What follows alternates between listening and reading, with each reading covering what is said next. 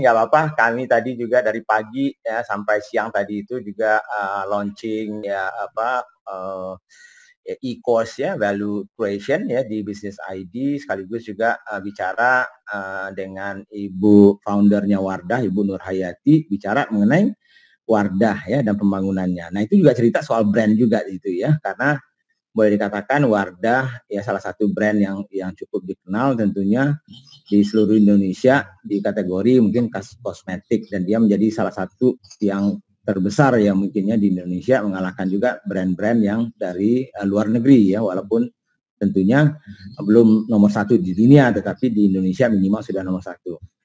Nah, melihat konteks dari teman-teman belajar hari ini, saya mencoba aja merangkumkan apa yang disampaikan oleh Rex tadi, ada Dodi, kemudian ada Yuzak tadi cerita. Nah, secara prinsip pengalaman saya mungkin kalau ada teman-teman yang belum kenal ya, saya adalah Budi Isman. Saya dulunya pengusaha waktu mudanya, kemudian bukan melarikan diri ya, pindah ke Amerika, kemudian sekolah di situ, kemudian menjadi seorang pekerja profesional ya, mulai dari perusahaan-perusahaan minyak gitu ya, sampai ke perusahaan consumer good seperti Coca-Cola. Kemudian juga tahun 2004 baru setelah itu saya dapat kesempatan bekerja sama dengan salah satu perusahaan ya di Belanda untuk mengambil alih perusahaan Indonesia yang namanya dulu itu PT Sari Usada ya, yang punya merek yang paling besar waktu itu ada SGM. Dia ada beberapa merek sih sebetulnya, ada SGM, ada Vitalac gitu ya di perusahaan itu. Nah, kalau saya nggak usah cerita Coca-Cola, sudah banyak sekali diberikan contoh tadi itu soal Coca-Cola, tapi saya mungkin cerita pengalaman mungkin di Sari Usada, kemudian juga mungkin ada beberapa pengalaman yang paling baru mungkin ya, yang mungkin relevan juga untuk teman-teman yang masih kecil, karena ini mulai dari yang kecil juga gitu. Nah, apa artinya brand bagi sebuah bisnis gitu ya? Nah, kalau saya sudah mungkin Anda lihat Instagram saya, kemudian Mas Dodi berbaik hati juga mencoba memperjelas ya di Instagramnya beliau. Pengalaman saya sebagai CEO dari perusahaan asing gitu ya, dan melihat bisnis itu dan melihat brand itu korelasinya apa sih dengan sebuah bisnis. Nah, kalau kita lihat sebetulnya, kalau kita bisa analogikan sebuah bisnis itu atau sebuah brand itu adalah sebuah manusia, ya seorang manusia. Jadi kalau kita sebagai manusia sebetulnya kita waktu lahir ya, kita sudah punya DNA sendiri ya sebetulnya ya, harusnya punya DNA sendiri ya. Karena setiap manusia itu kan berbeda-beda. Makanya bisnis ya yang baik itu tentunya mempunyai DNA sendiri ya, yang mungkin menjadi pembedanya dia dengan bisnis-bisnis yang lain. Walaupun mungkin di kategori yang sama, tetapi dia akan berbeda sama dengan manusia gitu ya. Walaupun mungkin ibu kita melahirkan misalnya kembar ya, tapi pasti DNA-nya juga beda. Jadi ada perbedaan. Tapi manusia itu juga setelah lahir dikasih nama toh. Nah, nama itu yang saya namakan merek ya, mereknya itu. Nah, nama itu adalah merek. Jadi kalau dulu sejarahnya brand, saya tidak ahli brand ya, tetapi saya mengetahui, tentunya saya pelajari ya, karena kalau nggak mungkin saya jadi CEO kalau saya nggak pelajari soal brand gitu ya.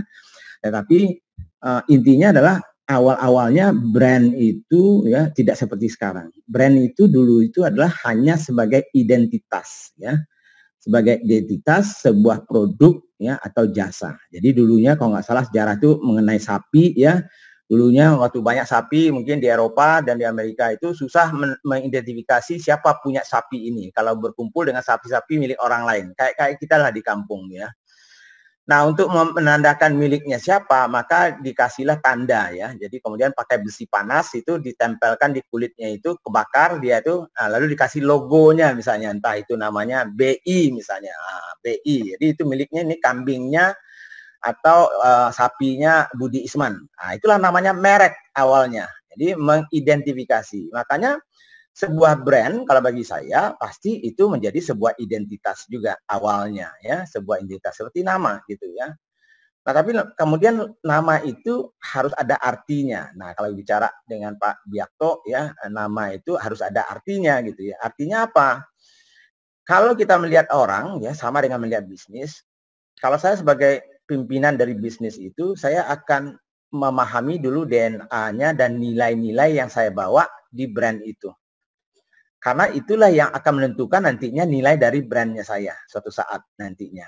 Ya, karena itu juga yang akan membuat brand saya itu dikagumi atau dipakai atau menjadi loyal bagi konsumen-konsumennya. Nah, itu yang saya namanya heart and soul ya, hati dan jiwanya ya. Jadi perusahaan itu harus ada hati dan jiwa. Produk itu juga harus ada hati dan jiwa. Nah, hati dan jiwa ini harus dipancarkan ya supaya orang tahu siapa kita kan itu ya. Jadi kalaupun orang tahu saya itu namanya Budi Isman, tetapi kalau Anda yang tidak pernah kenal dengan saya, mungkin Anda nggak tahu sebetulnya brand personal saya itu seperti apa. Kalau dulu mungkin 10 tahun yang lalu waktu saya pensiun ya jadi profesional, setelah tahun 2010 saya ikut membantu teman-teman ya mengembangkan bisnis-bisnis kecil menjadi besar gitu ya. Sebelum itu mungkin orang kenal saya itu adalah Budi Isman itu adalah seorang pimpinan perusahaan yang mungkin punya spesialisasi memperbaiki perusahaan-perusahaan yang kurang bagus menjadi bagus. Itu adalah identitasnya saya, itu adalah persepsi dari orang yang melihat saya. Itu namanya Budi Isman. Tapi setelah tahun 2010, saya bukan lagi seperti itu karena saya bergaul dengan UMKM, bergaul dengan yang kecil-kecil. Nah, saya juga sudah beda. Dulu pakai jas mungkin. Ya, kemudian mungkin pakai t-shirt dan segala macam. Nah, sehingga saya membuat packaging yang berbeda. Ya, penampilan saya juga berbeda, ya, menyesuaikan diri dengan heart and soul saya dan purpose-nya saya, tujuan saya. Brand itu harus ada purpose-nya, objektifnya, ya. Itu juga menjadi penilaian bagi orang, ya, karena itu adalah future. Yang namanya purpose itu adalah future atau masa depan. Nah, kalau kita analogikan seperti itu, makanya waktu saya masuk di Sariusada dulunya, waktu kami mengambil alih gitu ya, salah satu tugas saya oleh pemegang saham dari Belanda waktu itu adalah ambil alih semuanya, perbaiki bisnis itu sebaik-baiknya dan kembangkan ya. Waktu itu belum ada rencana menjual sama sekali waktu itu. Nah, waktu itulah yang saya karena dia perusahaan terbuka ya, perusahaan publik istilahnya, jadi saya nggak ada masalah menceritakan ini karena datanya juga pasti ada dulunya ya di publik ya, semua orang bisa lihat. Jadi tidak bisa saya bohong-bohongan gitu ya. Jadi bisa di trace datanya gitu ya. Jadi waktu saya masuk dulu itu saya cerita seperti yang kata Mas Yusuf tadi gitu ya. Kita itu harga sahamnya per lembarnya waktu itu sekitar 2.000 ya, di bawah 2.000 sebetulnya, sekitar 1.980-an lah seingat saya waktu itu. Dengan 2 miliar lembar saham waktu itu, maka nilainya bisnisnya ya PT Sarusada itu adalah 4 triliun ya. Nah, itu yang disampaikan Mas Yuza, itu kalau tadi Anda ikut dalam acara forumnya Bisnis ID ya dengan Wardah ya, dengan Pak Baskoro Hadi, maka ada yang namanya total value ya, nilai total dari perusahaan itu. Nah, total nilai dari perusahaan itulah yang 4 triliun itu ya. Jadi sahamnya 2 miliar itu dikali jumlah harga dari sahamnya itu. Nah, itu totalnya. Tetapi kalau kita bedah total nilai perusahaan itu ya, komponennya apa saja? Nah, waktu itu komponennya adalah aset yang katanya Mas Wijak tadi itu yang tangible, yang kelihatan itu hanya 1 triliun waktu itu. Sehingga kalau nilainya 4 triliun, maka waktu itu artinya ada 3 triliun nilai yang tidak berwujud asetnya ya. Nah, yang 3 triliun itu berarti ada di situ nilainya brand. Nah, tentunya tidak brand saja di situ. Nah, ada brand di situ, ada goodwill di situ, ada potensial di situ, ada juga manajemen timnya ya di situ juga mungkin ya, kekuatan manajemen tim dan segala macam. Nah, setelah itu ya, apa yang harus kita lakukan untuk meningkatkan nilai brandnya itu? Kan itu. Nah, meningkatkan nilai brand itu tidak cukup hanya marketing saja. Tidak cukup dengan komunikasi saja. Tidak cukup dengan salesnya saja. Makanya untuk meningkatkan nilai brand itu sebetulnya adalah kita harus memperbaiki seluruh aspek dari bisnis itu.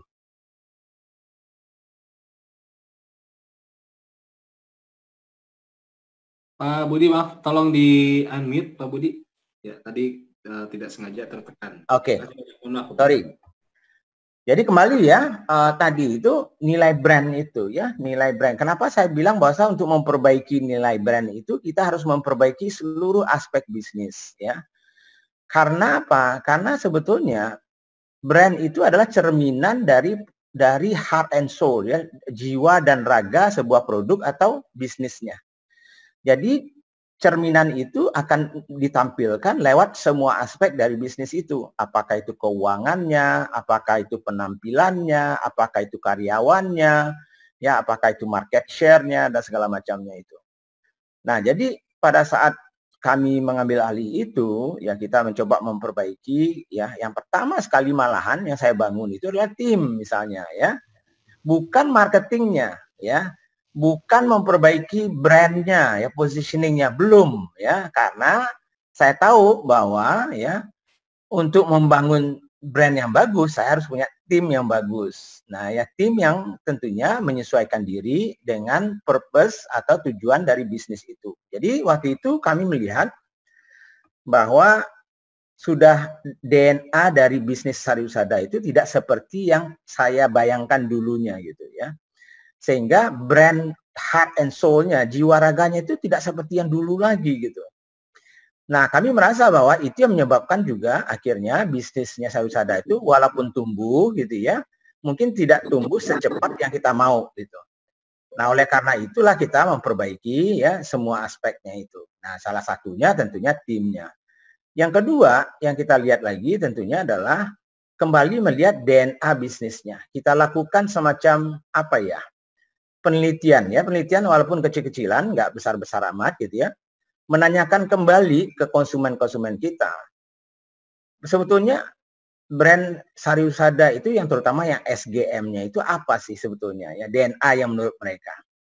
Nah, dari penelitian itu banyak sekali masukan-masukan yang kita dapatkan sehingga kayaknya sudah lari dari jalur yang seharusnya. Jadi akibat dari itu mungkin saja ya nilai brandnya tidak setinggi yang kita mau ya, makanya nilai brandnya walaupun mungkin menurut teman-teman harga 3 triliun ya yang intangible itu besar, tapi bagi sebuah perusahaan besar itu mungkin tidak besar sekali gitu ya. Nah, tapi tetap harus diperbaiki. Nah, pengalaman saya setelah itu tentunya banyak hal-hal yang mungkin nggak bisa saya ceritakan dalam detail, tapi artinya apa? Kita harus memperbaiki semua aspeknya. Jadi tadi itu mulai dari tim misalnya ya. Kita memperbaiki misalnya jalur distribusinya ya. Kita memperbaiki misalnya DNA-nya kembali ya ke awalnya. Kita kembali lagi melihat apa kekurangan-kekurangannya. Jadi misalnya salah satu yang selalu saya ceritakan, fokusnya mereka misalnya ya. Kadang-kadang brand itu ya, kalau kita mempunyai bisnis lalu kita membangun banyak brand sekaligus, kalau kita nggak bisa membangun brand sekaligus banyak ya, maka bisa saja nilai dari brand kita itu rata-rata semua. Tapi kalau kita fokus di satu brand ya, lalu kita betul-betul memperbaiki brand itu dari segala aspek bisnisnya, kemungkinan besar itu bisa tumbuh ya, nilai dari brand itu jauh lebih tinggi. Nah, inilah kejadiannya juga sebetulnya dengan bisnis yang saya bantu ya bersama-sama dengan tim kami waktu itu. Di mana setelah setahun kalau nggak salah waktu itu 2005 bulan Mei kalau nggak salah itu, setelah itu 2006 sudah langsung nilainya menjadi 3.200 dikali sekitar hampir 6,5 triliun. Jadi dalam 1 tahun sudah bernilai dari 4 triliun menjadi 6,5. Kemudian setahun berikutnya lagi di 2 tahun ya, di Agustus bulan 2007 setelah kita perbaiki lagi, itu nilainya langsung meningkat menjadi 13 triliun ya. Karena harga sahamnya waktu itu sekitar 6.550 ya. Kali 2 miliar sekitar 13 triliun.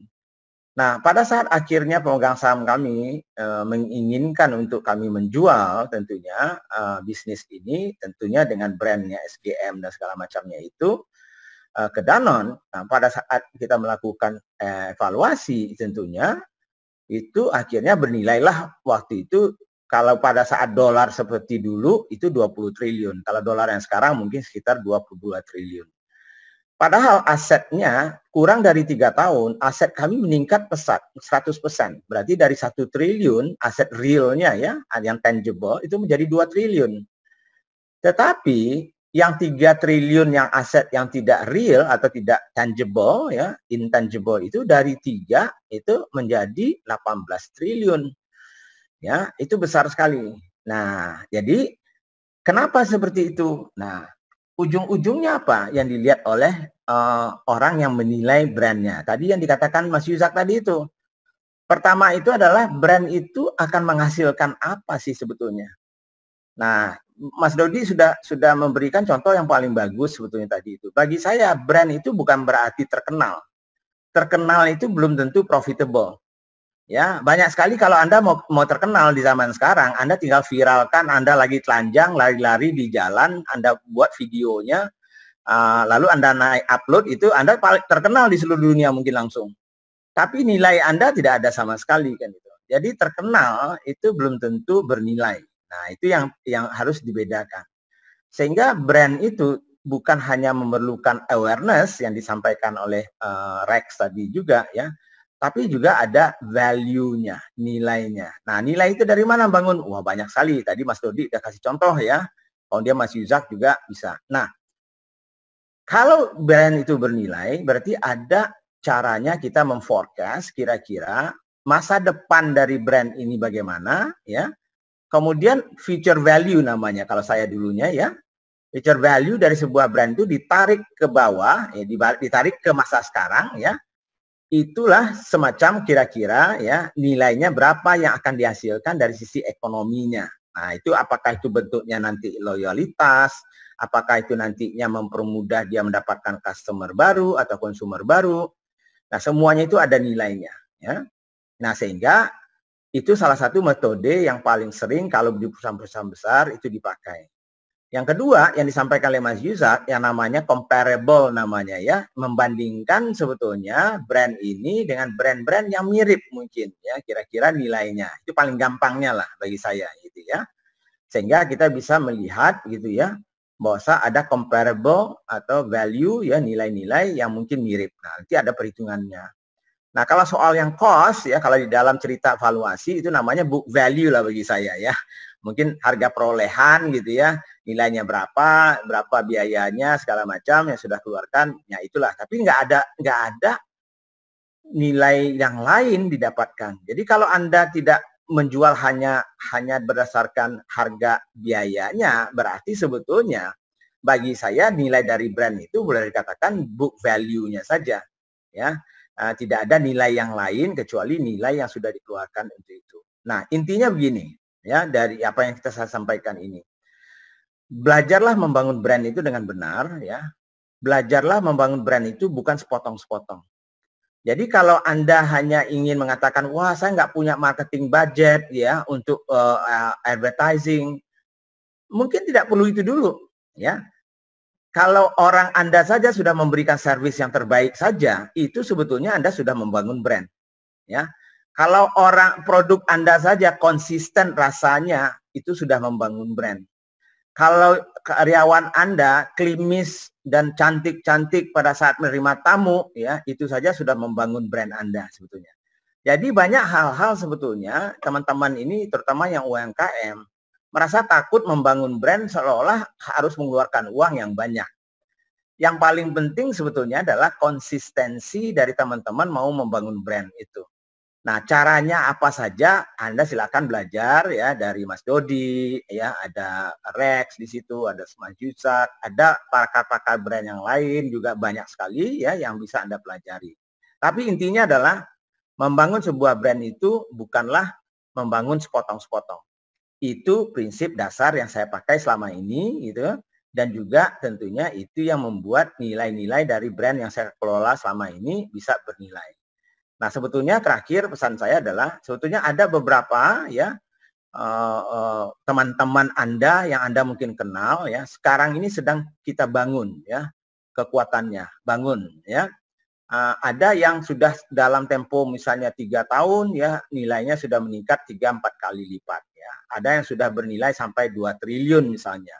Ada yang sudah menilai sampai 1 triliun, teman-teman yang sebetulnya dasarnya banyak dari seperti teman-teman sendiri. Karena mereka juga mau membangun secara konsisten ya brand tersebut, tetapi sebetulnya adalah membangun bisnis itu secara konsisten. Jadi nggak bisa dipisahkan seolah-olah Anda membangun brand itu Anda tidak membangun bisnis.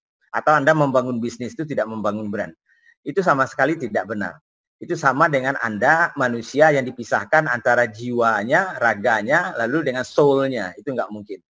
Jadi mungkin itu aja, mungkin masukan saya ya siang ini. Mungkin mana tahu itu bermanfaat untuk mencoba merangkumkan apa yang disampaikan oleh 3 panelis yang tadi.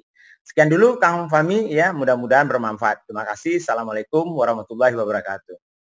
Waalaikumsalam warahmatullahi wabarakatuh. Oke, luar biasa. Makasih banyak, kita kasih aplaus lagi dong buat Pak Budi Isman. Makasih banyak Pak Budi ya, yang sudah bukan merangkum ya mungkin ya, lebih tepatnya menceritakan mengenai apa yang tadi secara konsep disampaikan oleh ketiga pembicara sebelumnya. Nah, Pak Budi menyampaikan mengenai prakteknya langsung. Apa yang Pak Budi lakukan di Sari Husada. Dan itu harapannya bisa memberikan teman-teman sekalian gambaran yang lebih jelas gitu, tentang bagaimana kita bisa membangun brand dan bagaimana nanti exit-nya gitu ya. Oke, baik teman-teman sekalian. Nah, sekarang waktu sudah menunjukkan pukul 15:10 ya. Dan untuk me-wrap up atau untuk merangkum semua yang sudah kita dapatkan, mari kita sama-sama mengundang seorang yang siap untuk berbagi dengan kita mengenai kepemimpinan, seperti apa sih